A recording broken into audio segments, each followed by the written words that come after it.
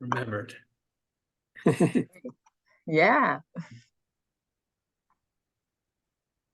Mike, you look like you have a star on your head. There you go. Ready for my close-up? What's up, Sean? What's up? Noah, how we doing? Good. Oh.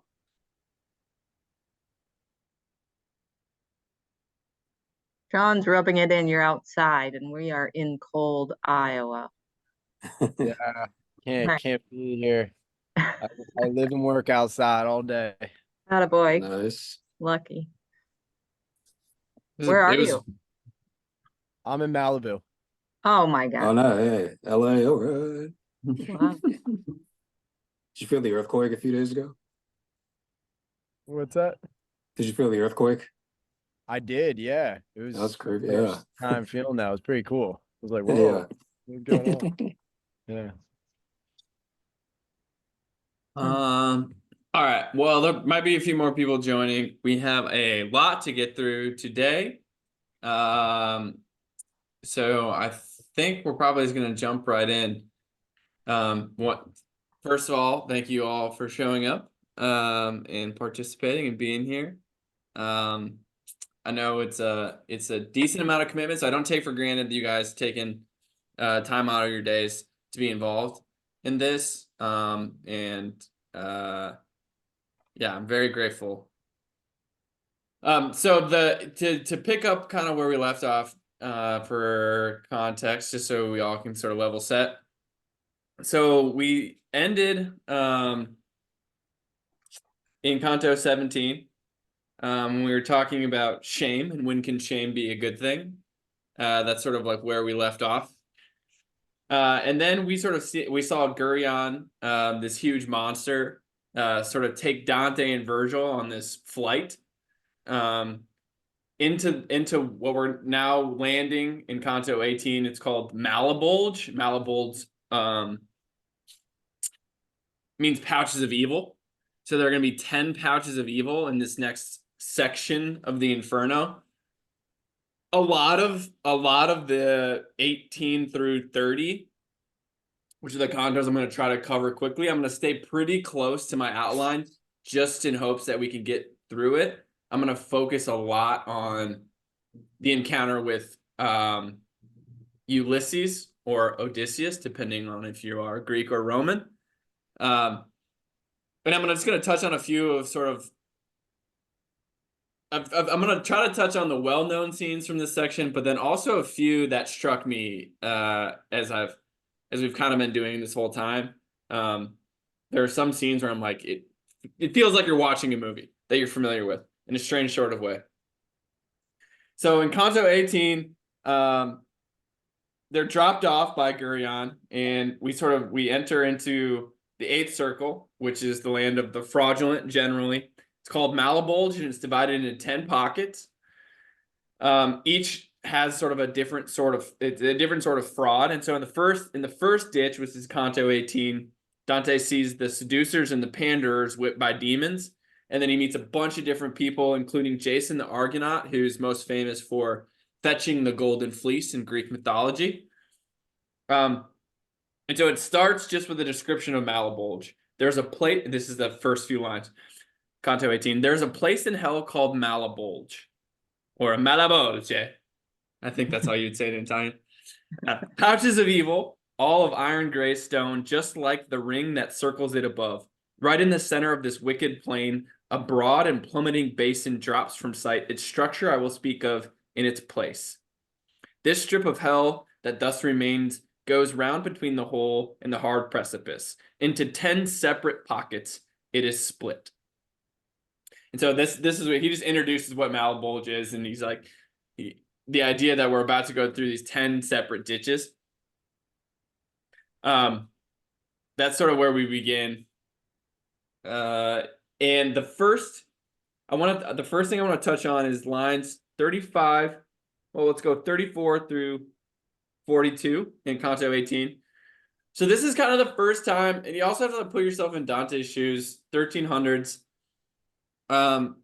we see this image that many of us are familiar with. Like when we think of demons, we think of like the whips and sort of the torturing. And this is the first instance in the Inferno where we actually see that image of demons torturing souls, like actively torturing. So in line 34, over the blackish stone and everywhere, I saw horned devils ply their thick, bold whips, thirsty for blood, lashing the sinners' backs. Ah, how the first strokes made them lift their heels. Yes, no one stood and waited for another or yet a third. And as I walked along, my glance happened to light on one of them, and I broke out directly. For a fact, I haven't fasted from the sight of him. So Dante sees, for the first time, Dante sees these demons whipping souls in hell. And this is the punishment of the panderers and seducers. They're the ones that are whipped. And so he watches this punishment happen.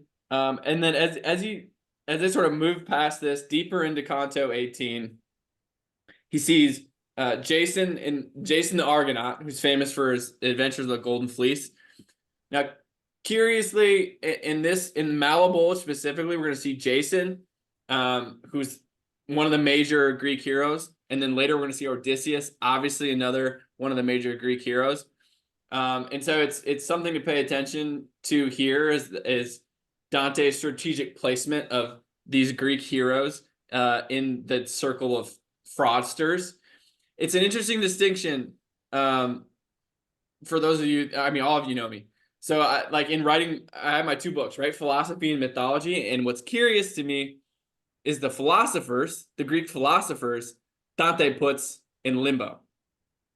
But the Greek heroes he puts in the Inferno, which is it's a strange thing to think about.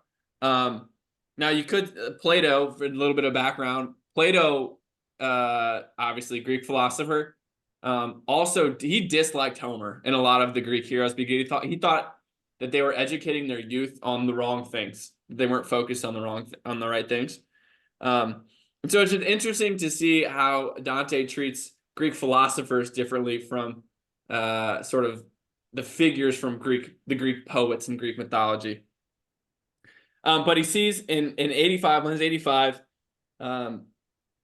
he sees Jason and he says, what kingliness his image still retains. So he's still saying like, this is clearly a marvelous man, what we call magnanimous, just meaning like he's got a big soul. He did a lot. What kingliness his image still retains. He's Jason, who with his brave heart and wits deprived the Colchians of the golden fleece. Now, the reason he puts Jason in Canto 18 in the ditch among the seducers and the Flanders is because along that way, I don't know if this is how you say her name. He fooled the pretty girl Hypsipyle. I don't know if that's how you say her name, but that's line 92. He fooled the rest into leading them to kill. So this is another common thing that the Greek heroes did. Was they are not necessarily known for their monogamous relationships with women. And so that's one of the things he's calling to attention here. Odysseus is guilty of the same thing, but we don't meet Odysseus until later. But staying on Jason, he says, speaking of relationship to women, what he did to Medea also earns its vengeance here. Seducers go with him, all liars. That's enough for you to know. Now, Desmond, I know we have talked about Dido and Aeneas previously. So obviously, right, he's got Virgil as his guide.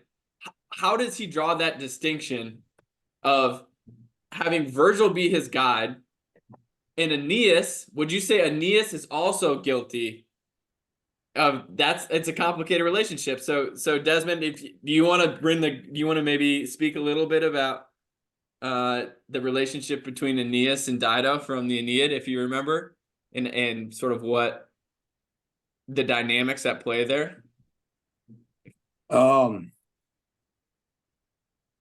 I mean, I know she had a really good CD. Like her Dido. Yeah, so to just like very quickly, I don't want to spend a ton of time here because we're still only in Canto 18. But in the Aeneid, a major part of the Aeneid, Virgil's Aeneid. So Virgil writes it. He's the guide here. A major part of the Aeneid is Aeneas goes to Carthage, which is where Dido is, and so it's not Rome. So it's not his destiny. He doesn't. He's meant to go found Rome, and he falls in love with Dido, and he basically he proclaims his love to her. They're sort of like courting each other. They're in love. They're romantic. And then Hermes comes down and visits Aeneas and is like, what are you doing here? It's your job to go found Rome. Leave now. And without talking to Dido, Aeneas leaves. And then Dido throws herself. She kills herself, basically, for Aeneas leaving her. She dies basically of a broken heart. She kills herself because her heart is broken. And so I'm not sure what sort of mental gymnastics Dante has to do in his head to not include, because we don't see Aeneas ever in the Inferno. He's walking alongside Virgil. So it is an interesting, that's just an interesting sort of footnote to what is, when he's describing Jason, he just conveniently sort of leaves Aeneas out of the picture here. It's interesting, and the relationship. I'm gonna teach the Aeneid next, actually after this, since we're following Virgil in the Inferno, and since Virgil's a guide, I think it just makes sense, the logical extension of, who is the person that influenced Dante. So after this course, I'm gonna teach the Aeneid, and we're gonna go through the Aeneid. So this is a footnote sort of preview of that class, things we'll be talking about in that class. But I just think it's interesting. So after he sees Jason, they continue to move on, and they pass into the third. So now we're moving on to Canto 19. So in Canto 19, this is where they find the Simonists. So the Simonists are people who use the church for profit. And here they see the Simonists plunged head first, so they're upside down, in stone with the soles of their feet set on fire. So here there's a lot of politics going on. If you have the Anthony Esolen version, there's a picture of Gustav Doré's picture, and you can kind of see, that. So that's how he depicts the Simonists plunged upside down. And what we learn about it is, again, you have to think about in this context of each punishment is it's poetic justice. And so what they did in life, they experienced in death. So the idea, again, if we go back to the medieval idea of the cosmos, and God is at the top of this hierarchy, and what the Simonists did is they took what was highest and they used it for their own gain. And so they inverted, sort of, instead of having the proper relationship, they are inverted because they took what is highest and best and they used it in bad ways. So for that reason, they find themselves upside down. We see a description of this in lines 22 through 27, and then we're going to go down to 46. But in 22, out of the mouth of every hole there stuck a sinner's feet and legs up to the fat above the knee. The rest remained inside, and everywhere their souls were set afire, making them kick and wrench their joints so hard that it snapped twisted ropes or cords in two. I'm gonna go down to 46. Whoever you may be, whose up is down, O wretched spirit planted like a stake. So that's how he depicts the Simonists. Their up is down. Again, the idea that God being up, they have put down. They have brought down. They have put themselves above it. They've used this is also, I think, a good illustration of this, the biblical prohibition against using the Lord's name in vain. I think today we tend to see that as, if we say like OMG or something, but in reality, I think it refers more to the idea of invoking the name of God to manipulate people, or to use him in the interest of your own for your own purposes. I think that's sort of what's being referred to in the prohibition against using the Lord's name in vain. And I think that's what the Simonists are doing here, is they're taking what is most sacred and holy, and twisting it for their own purposes. So after we see the Simonus, and if anybody wants to chime in at any point, feel free. We have a lot of ground to cover, so I'm going to try to like fly over pretty quickly. And it's going to make you feel like you're drinking from a fire hose, but that's all right. All right, so moving past sort of the Simonus, what we come to next is Canto 20. We're going to go to Canto 20. So now we're in the fourth ditch of Malebolge, and here we see the diviners or diviners, however you want to say it, who are people who they're basically like seers. You could think of them as oh man, why I'm blanking on the term of what's the name of the people you got, fortune tellers? Clairvoyant or? Yeah, clairvoyant. There it is. Clairvoyant. That's I knew I could count on you, Des. Ducks. All right. So this you can kind of think of them like the clairvoyants. They have their heads turned around. That's how Dante sees the diviners, and if you might guess, the reason they have their heads turned around backward is because they claim to be able to see forward. And so their punishment and death is now ironic.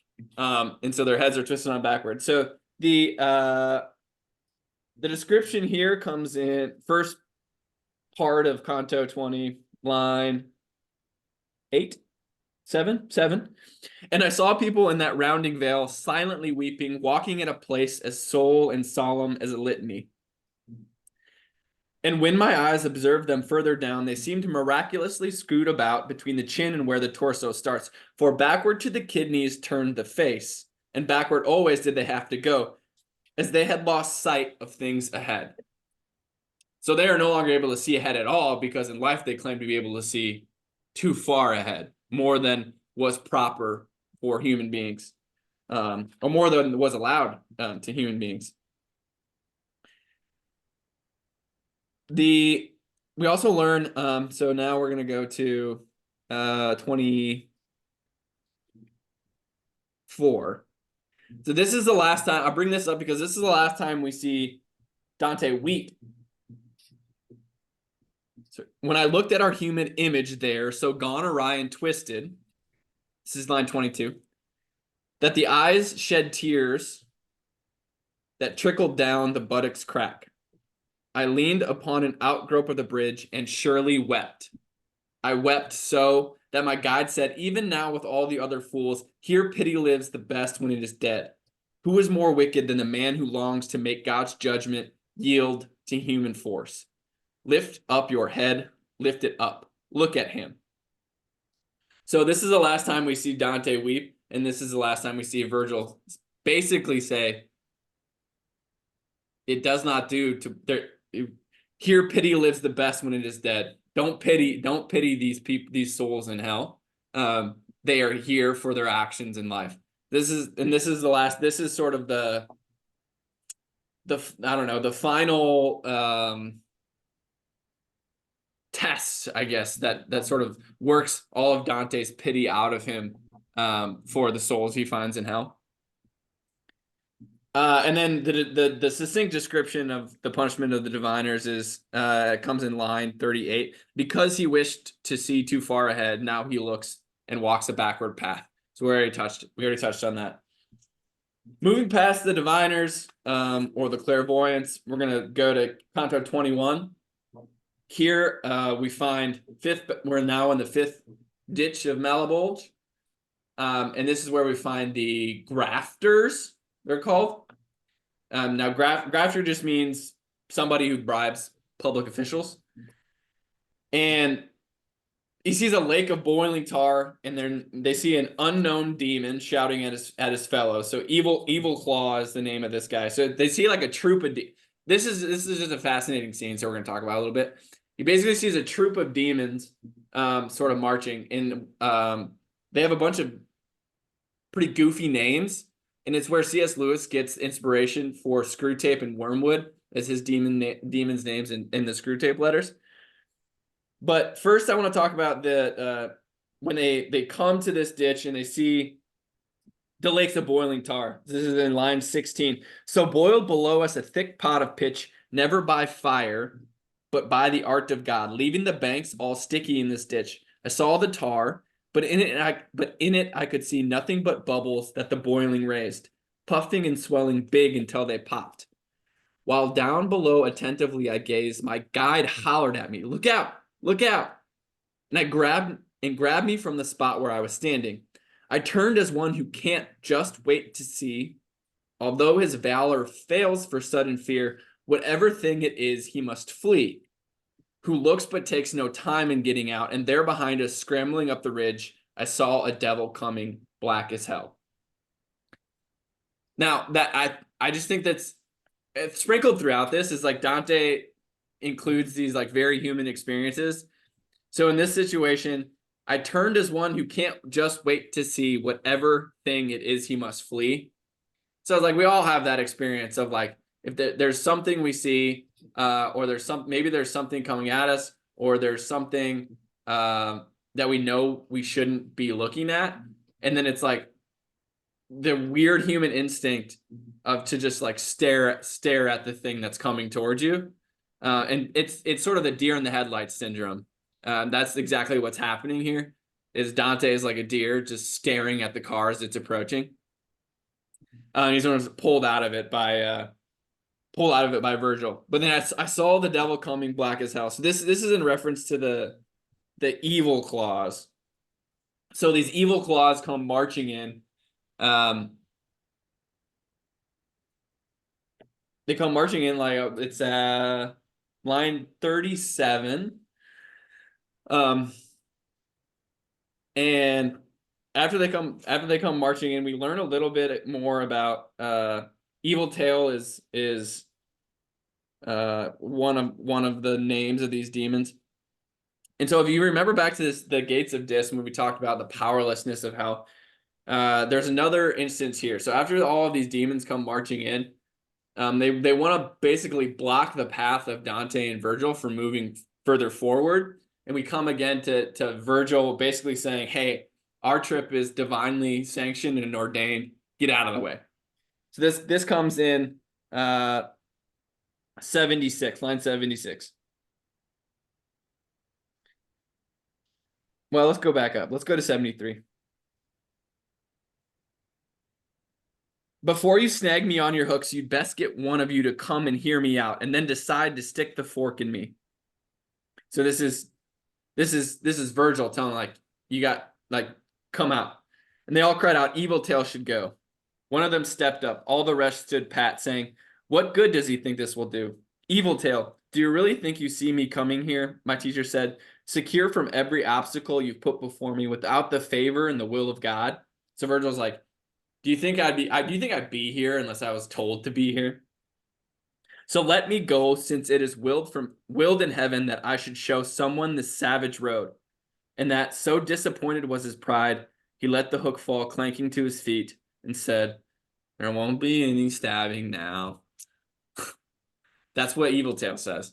He's like, he comes out thinking he's gonna be able to stick a fork in Dante and Virgil says, listen, the big guy upstairs, this is willed by him. There's nothing you can do to stop it.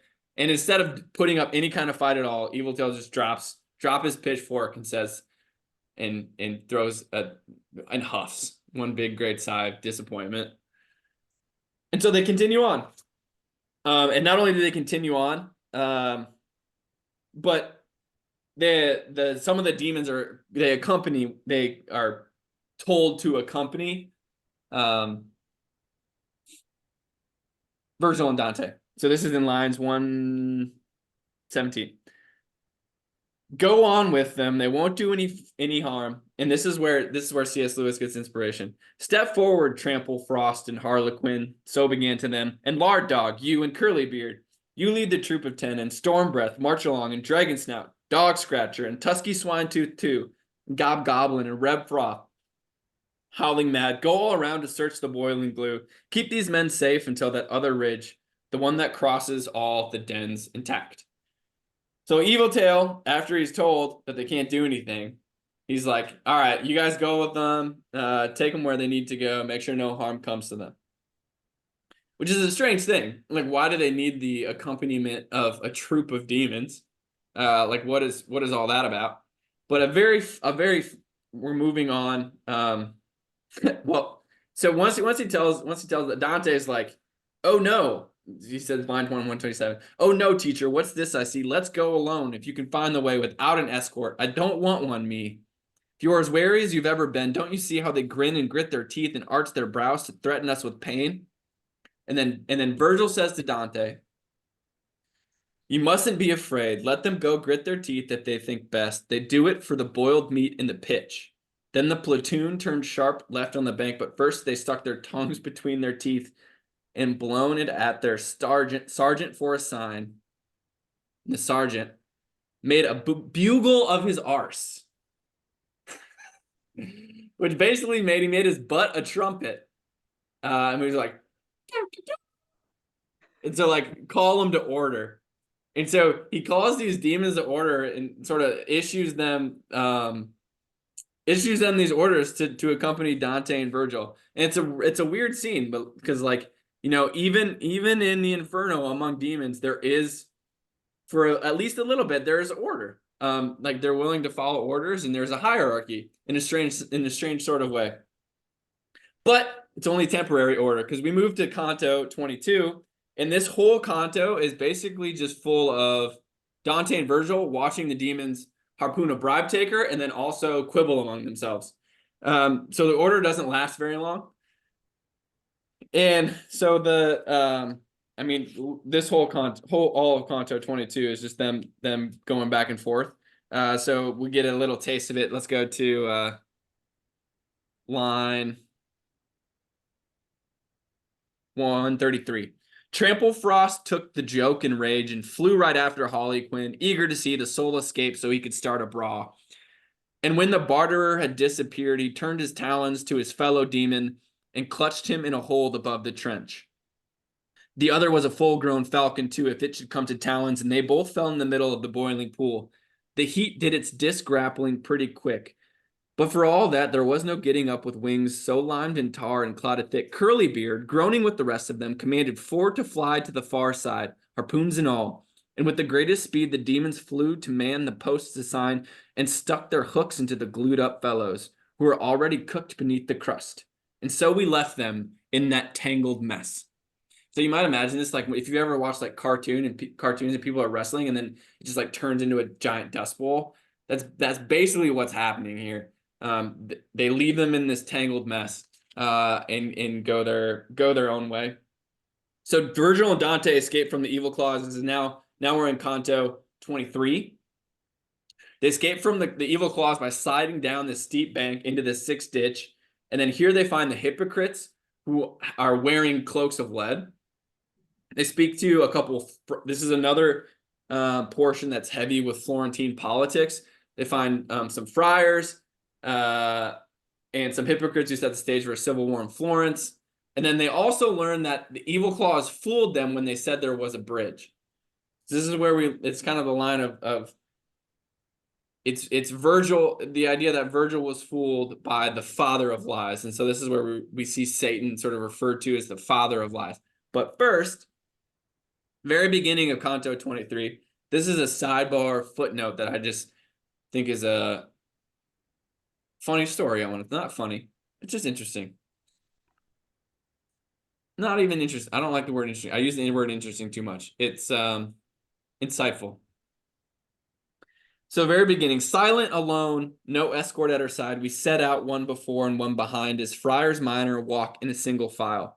The skirmish we'd just seen reminded me. So he's saying the demons in their little tussle reminded me of one of Aesop's fables, where he tells about the frog and mouse who crossed the stream. Now, the story of the frog and the mouse from Aesop's fables tells of a mouse carried over a stream by a frog that ties their legs together. So the frog ties his legs to the mouse's legs. The frog, all along, planned to drown the mouse when they got midstream. But before the frog could do so, a bird swoops down, seizes the mouse, and because he is tied to the frog, also the frog. And so in this scene that Dante and Virgil left, Trample Frost's malice results in his own scorching aside Harlequin. So that's why this idea that the malice or actions of one this idea of like the malice ambushing themselves. So in the same way, you know, the frog intends to kill the mouse, ties them together, thinking that he's gonna be able to drown them. But in reality, what he's doing, again, an ironic twist of fate, is he's sealing his own destiny of destruction. And so I love whenever Dante inserts these references to stories, because then you can go and follow that thread down a rabbit hole. And then you find cool, interesting stories like the frog and the mouse. That's one I don't think most people teaching this focus on, but I think it's a great tale. It's something we all ought to keep in mind. That's why I bring it up. But after this reference to frog and a mouse, Dante and Virgil keep going into the sixth ditch of Malebolge. Here they see the hypocrites, like I said. So they see like a crucified Pharisee. If you have the Anthony Esolen version, there's the Gustave Doré picture shows sort of nailed to the ground.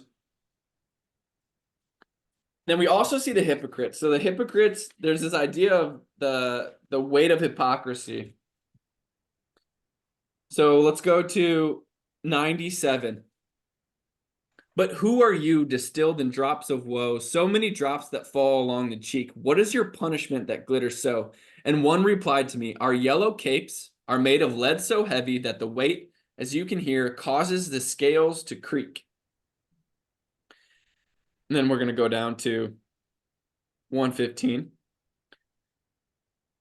That soul you wondered at, who lies transfixed, advised the Pharisees that it was fit to martyr one man for the people's sake.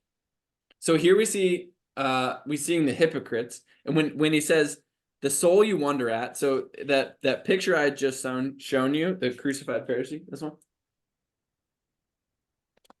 So when Virgil says that, he's referring to I don't know, Caiaphas, I believe is the name, who is the high priest who advised the Jews to hand one man, Jesus, over to the Romans. So that's who they're seeing here, as the hypocrite sort of nailed to the ground. Obviously, an ironic twist here. Jesus is crucified on the cross, nailed to the cross, and now this Pharisee is nailed to the ground in death. This high priest. But it does raise another question that why is the punishment of the hypocrites, why do they wear yellow capes made of lead so heavy that the weight weighs them down?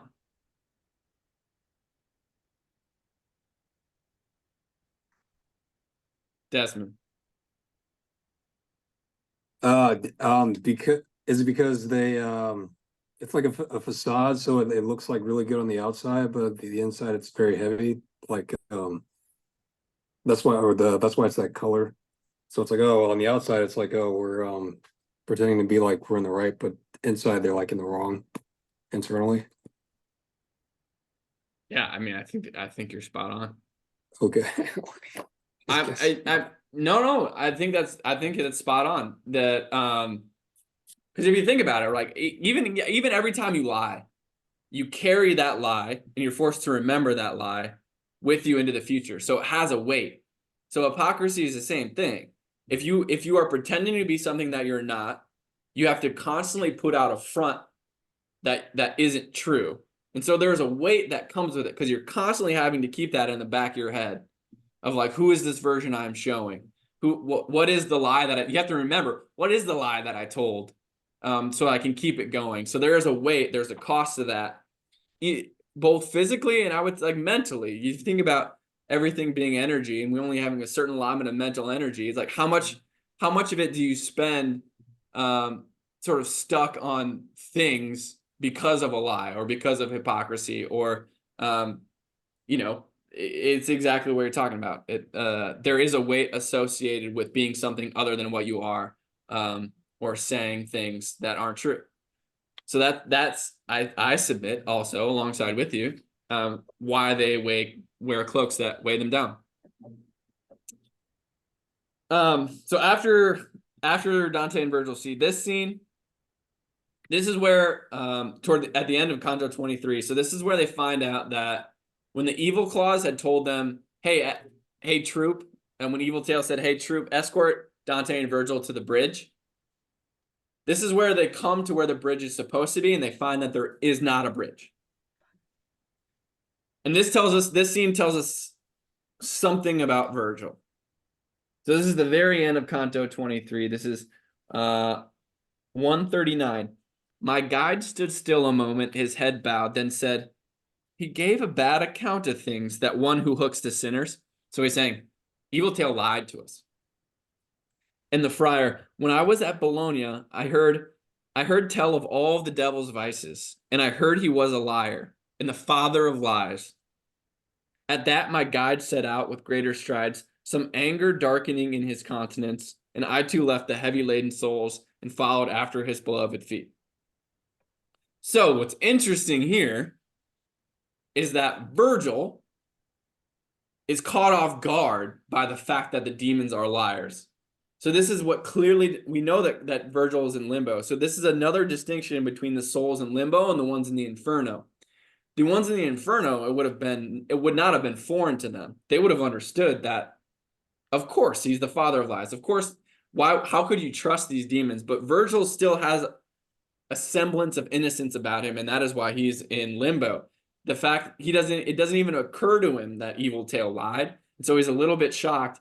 And I think he's probably a little bit ashamed of himself for being fooled by Evil Tail and not understanding. But this is where also it's the idea that the reason he's in limbo is because he doesn't understand that he doesn't have the knowledge of good and evil, right? He doesn't understand the universe in the sense that he wasn't a follower of God, didn't believe in Christ. And so in his mind, he doesn't understand properly that Satan is the father of lies, just as he doesn't understand that Christ is the savior or God is the father of all things. And so there is for all of his knowledge, there are things he doesn't understand and things he doesn't know because he doesn't have that understanding of the world. And so that's what we see highlighted here, is that sort of Virgil doesn't have an accurate understanding of the forces at work in the universe. So that's what's at play in 23. That's what I think is at play in 23, and what Dante is showing about Virgil in this scene. From there, they move on to Canto 24. So this is the 7th ditch of Malebolge, and this is where they see the thieves. Now, there's a really interesting this is one of those scenes for me that it bleeds over into Canto 25 also. And so one of the things that we see with the thieves is this metamorphosis where they turn into serpents. And the description of the scene is a very vivid one. So there's one scene in 24 and then another in 25 that sort of builds off it that I want to talk through. So the first one, before we get to the thieves transmutation, we have another instance in lines 45. Dante gets tired, he wants to sit down. So this is another place where Virgil sees Dante, and Dante's sort of slowing down, he's getting weary, and Virgil kind of encourages him on. So this is in line 45. Well, let's go back up. 43. Dante's tired. My breath had been milked dry out of my lungs so hard that when I scrambled up, I could do nothing but sit at the first level place. You must shake off your sluggishness. You must shake off your sluggishness. There it is. The teacher said, for no one comes to fame who sits in soft pillows of down, or lies at ease in bed, when his life is wasted utterly, he leaves such traces of himself behind as smoke and air or foam upon the sea. So this is a little bit of encouragement from Virgil to Dante, saying, no, nobody who is great laid in their bed all day. Like, let's get up, we got work to do. So with that, we come to these two scenes. The first one is one I've labeled in my outline, the Cursed Phoenix. You all know me, and so I think all of you are probably familiar that I love the symbol of the phoenix. And it can be seen, the phoenix can be seen as a representation of like Christ in the resurrection, effectively. It's the death and rebirth that is the making new of things, the restoration, redemption. Now, keeping in mind that we are in the Inferno here, there's a inversion of the phoenix that happens here. So if you remember what a phoenix does, it dies so it may be reborn sort of new and fresh and young, kind of like spring. But what happens here is something different entirely. So if we go to line 100, so first he sees the thieves. This is in line 94. He sees the thieves. Their wrists were strapped behind their backs by snakes, which round the kidneys squeezed the head and tail and formed a bulging knot above the groin. So that's what he sees in the thieves. This gets pretty graphic. Line 100. A man can't scrawl an I or O as fast as he ignited and went up in flames and disappeared in a collapse of ash. And after he lay strewn and thus destroyed, his body's dust collected on its own and suddenly returned to what it was. So the great wise men of the ancient days held that the phoenix died and was reborn at the approach of the 500th year, who in her life feeds not on herb or grain, but balsamum and tears of frankincense and myrrh and spikenard made her funeral bed. And as a man who falls, and cannot say how, by demon's force that yanks into the earth, or other blockage binding a man's powers, when he comes to, he gazes round, all lost, suffering, bewildered by the suffocating fit he has endured, and as he looks, breathes deep. Such was the sinner when he stood once more. O power of God, how stern your rigor is, which deals such blows and lets the vengeance pour. Now, the difference here between a phoenix and what happens to these souls is they aren't made new. They're simply forced to suffer this fate over and over again. There's never fresh life that comes after. It's very similar, if you remember, if you're familiar with Greek mythology, and this is Prometheus, who has his liver regrown each day, only to be eaten by an eagle again each day. And so it's this eternal punishment that is happening. They're being reduced to ash, but they're being reduced to ash not for new life, but so they can experience death over and over again. So that is this corruption of the idea of the phoenix that's happening here. And it's a miserable fate. It's a terrible image. It's excruciating. So sticking with in the realm of the thieves, moving from that version of, they're wrapped in snakes and they burst in flames. We see this scene of the metamorphosis of three thieves in Canto 25. So let's go lines 46 through 63, I believe. O reader, it's no great cause for wonder if you're slow to trust what I'm about to tell you now. For I who saw it can hardly believe. I held my eyebrows raised to look their way, and there, a snake with 6 feet flings itself and clings to one of them with all his length. It strapped the belly with its middle feet and clutched the arms by the anterior, then sank its fangs to bite through either cheek. It stretched its hind feet straight along the thighs and flipped its tail between them and on up the sinner's loins to clamp behind his back. No ivy ever gripped its barb about a tree so tightly as that horrible beast twisted the other members with its own. They glued and fused together as if formed out of hot wax, and saw their colors melt, so neither one seemed what it was before. As when a flame is set below a scrap of parchment, and the brownish hue appears, which, while the white is dying out, is not black.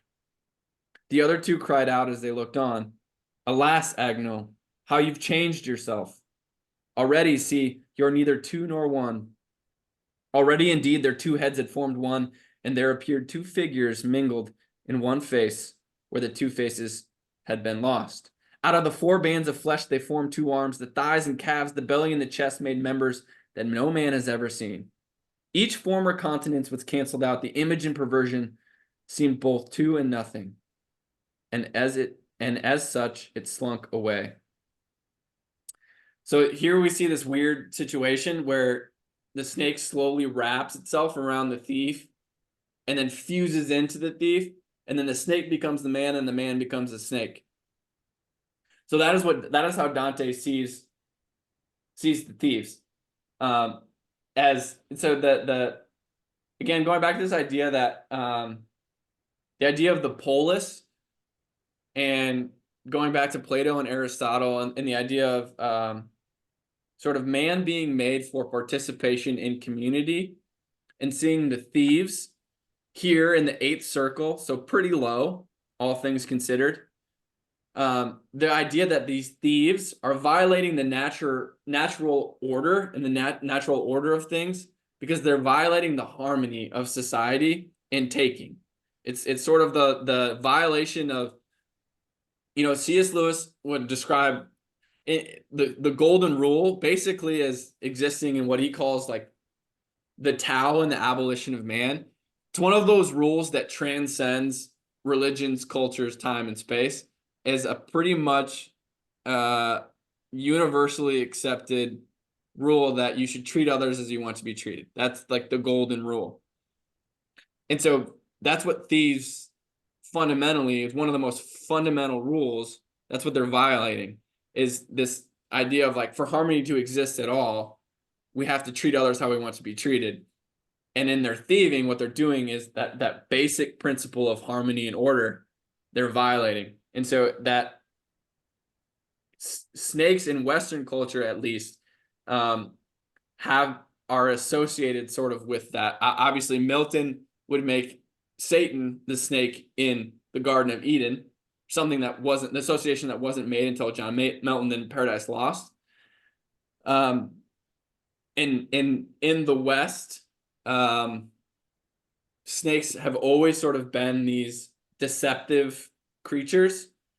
And so that's why, obviously, for sort of the deception and the chaos, there's also like, you could go back to like Sumerian myths, Tiamat and Marduk. For the longest time, that like dragon serpent has always been the agent of chaos that sows discord.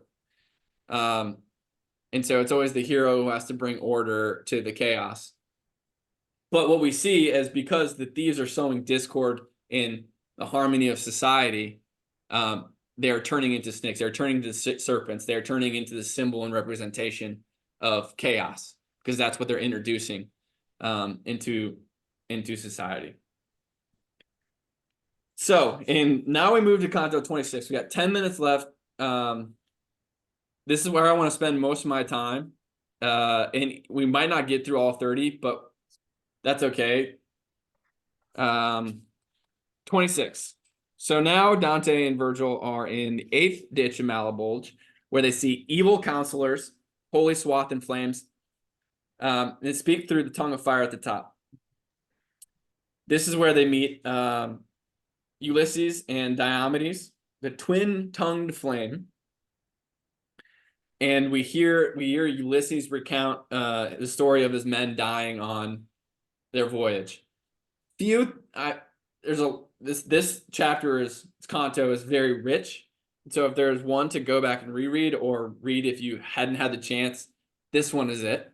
There's a lot going on here. The first piece I want to draw attention to is in line 19.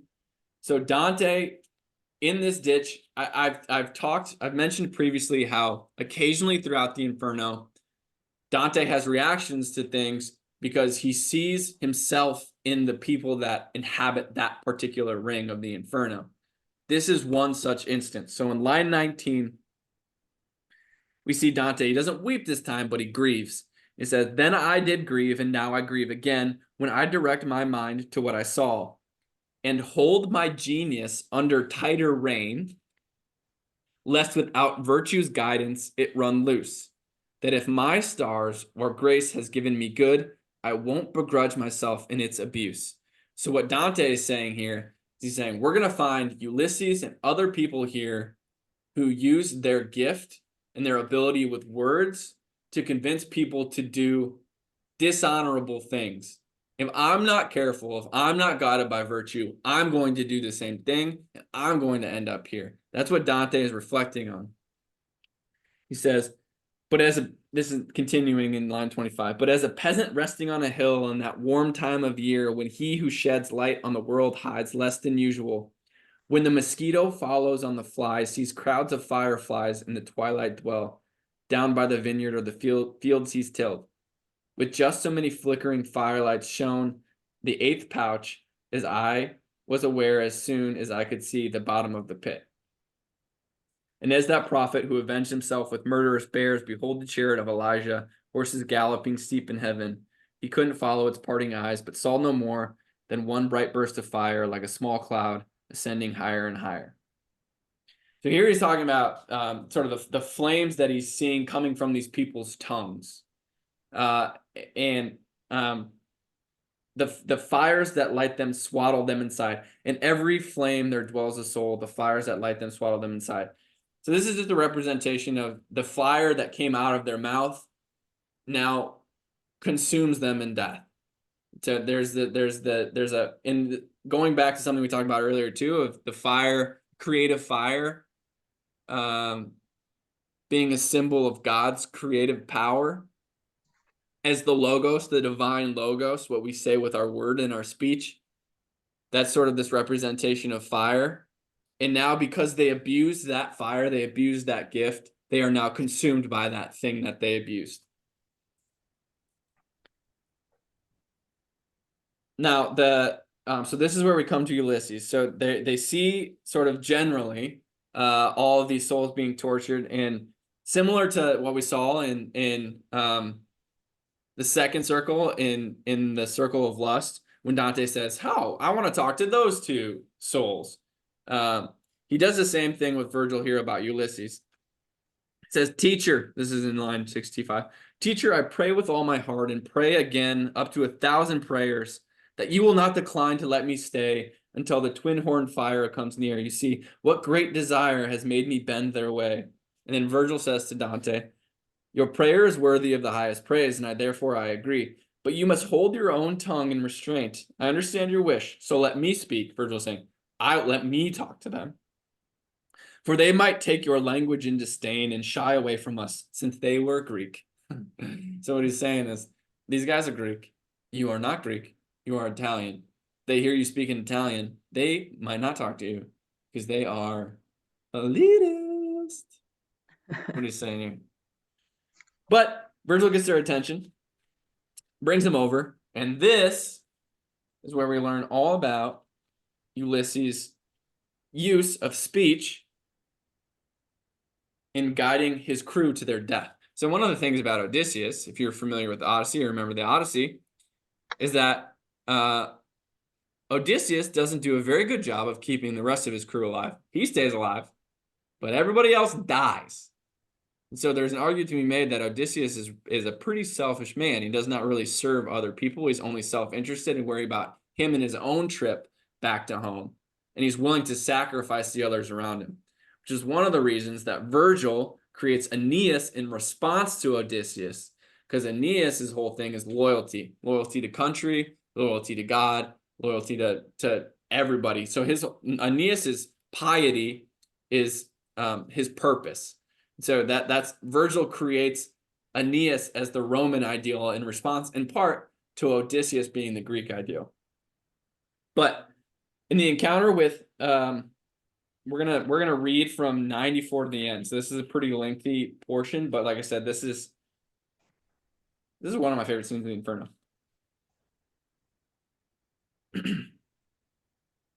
We do see Aeneas mentioned here also.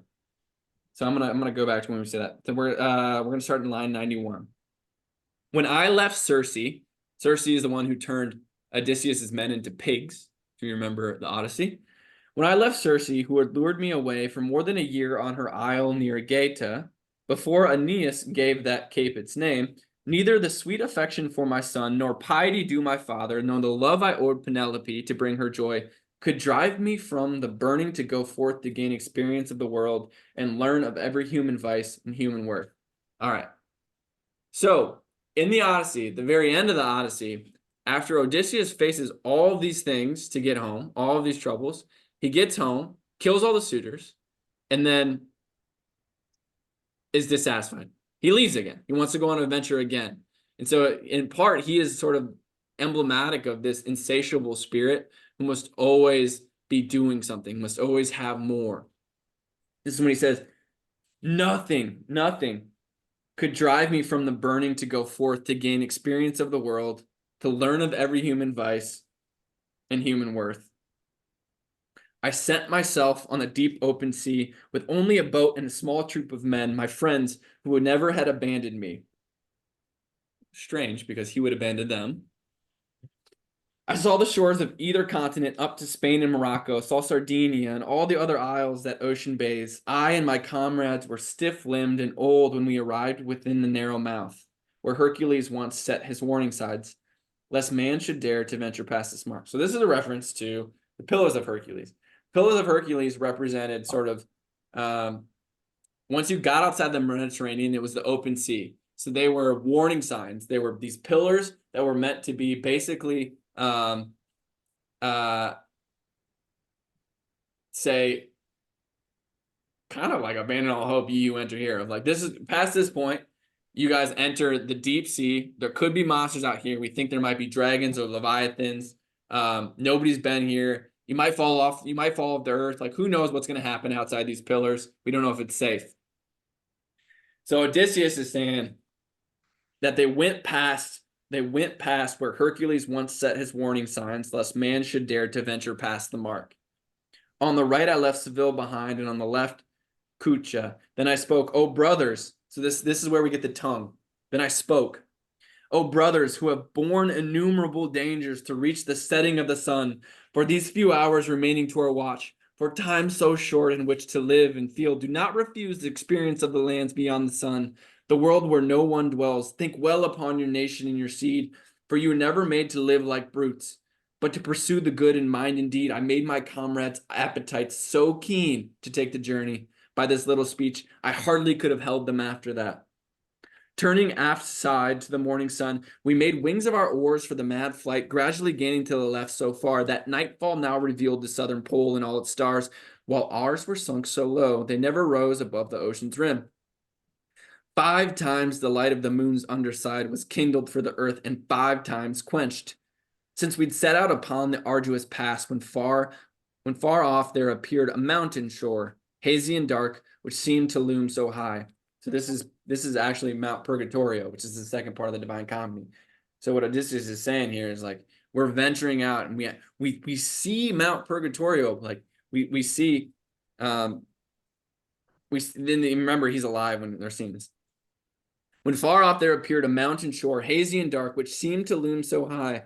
No man had seen so high a peak before. We cheered, but soon that cheering turned to woe. For then a whirlwind born from the strange land battered our little vessel on the prow. 3 times the boat and all the sea were whirled, and at the 4th, to please another's will, capital A, another's world. So we know he's talking about God here.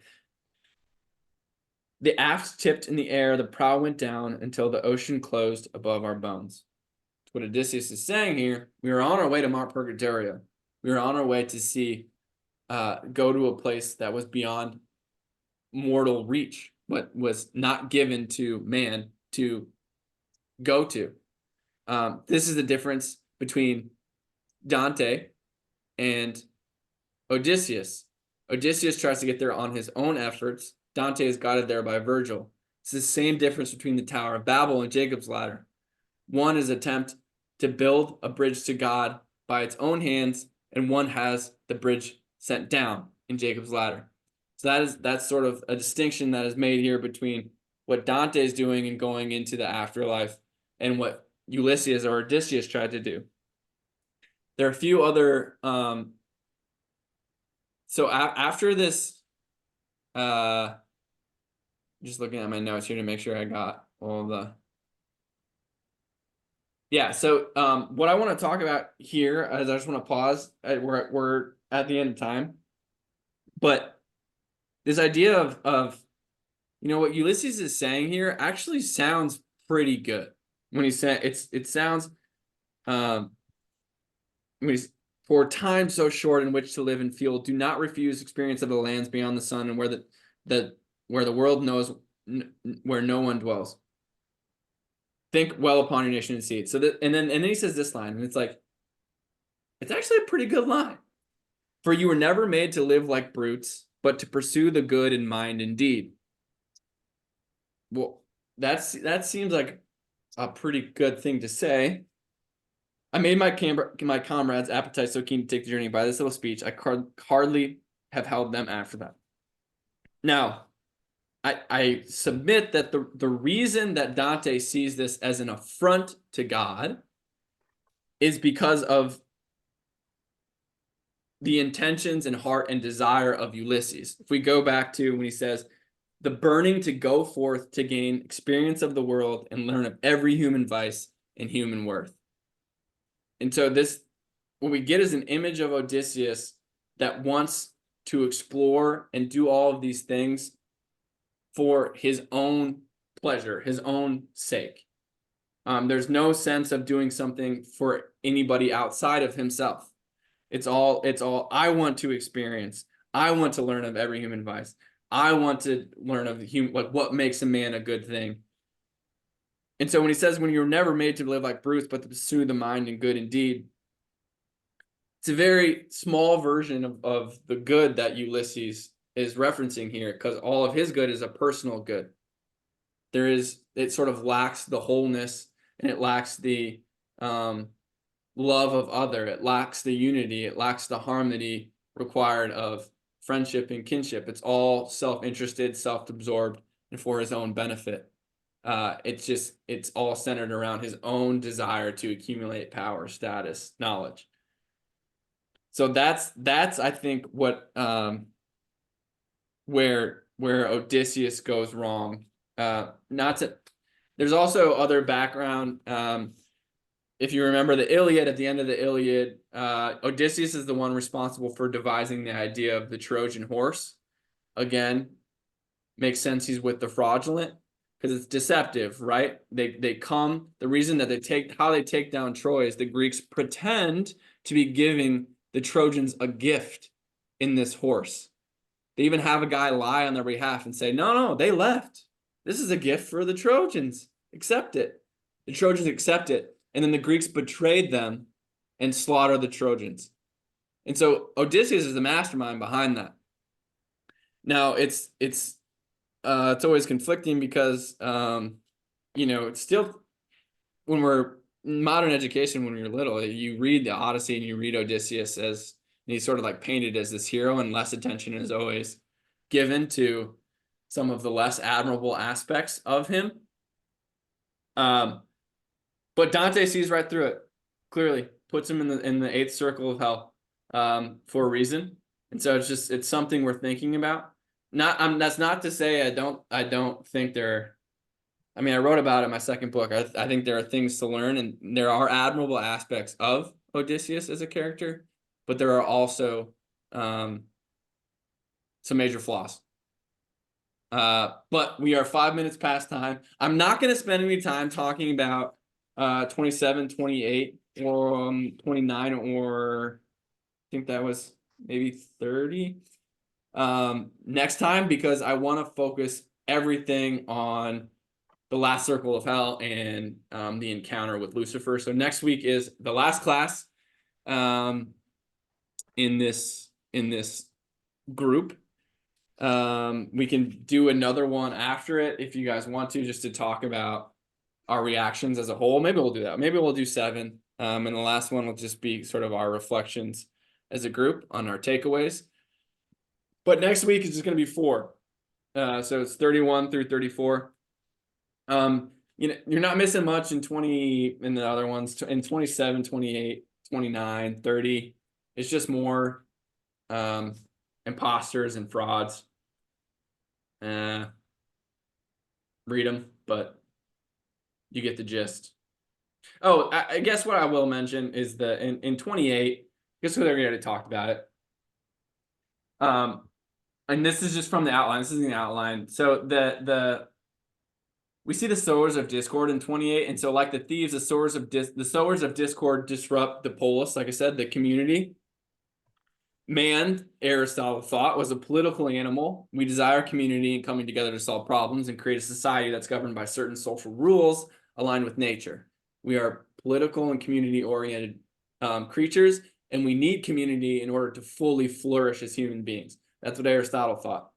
Now, in order to do that, to have a community, that requires that we cooperate, and we sort of have these bonds of affection that tie us to each other in order to have harmony.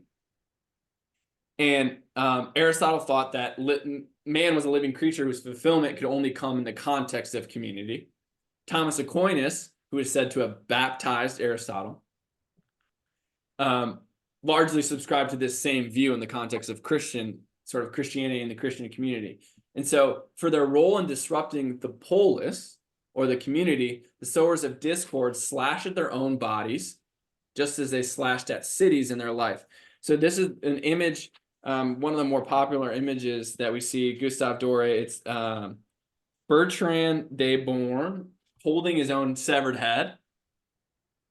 So if you remember 1 Corinthians 12:12, for as the body is one, it has many members, and all the members of the body, many as they are, form one body, so it is also with Christ. So this idea as we are all sort of different parts of the same whole, and because the sowers of discord disrupt that unity, he has a severed head. So they are severed as they severed. All right, that's the last point. Go forth, read the rest of the Inferno, and I will see you all next week. Thank you again for attending, and let me know if you have any questions. Thank you. See you. Awesome. Thank you, Noah. Yep.